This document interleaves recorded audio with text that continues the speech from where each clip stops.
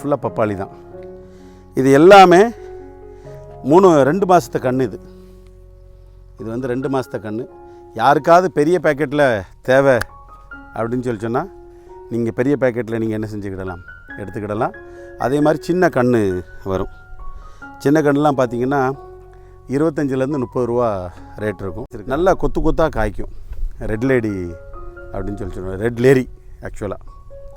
So அந்த பப்பாளியை நீங்கள் கண்டிப்பாக என்ன செய்யலாம், வீட்டுக்கு உபயோகப்படுத்தலாம். விவசாயத்துக்கும் என்ன செய்யலாம், உபயோகப்படுத்தலாம். விவசாயத்துக்கு நீங்கள் பார்த்தீங்கன்னா நல்ல மகசூல் கொடுக்கக்கூடிய ஒரு விஷயம் இது. இதெல்லாம் நீங்கள் வந்து ஒரு 6 அடிக்கு ஒரு கன்று என்ன செய்யலாம், வைக்கலாம். இப்போ நாங்கள் பாக்கெட்டில் வச்சுருக்கிறதெல்லாம் பார்த்தீங்கன்னா 3 அடி 4 அடி வித்தியாசத்தில் வச்சுருப்போம்.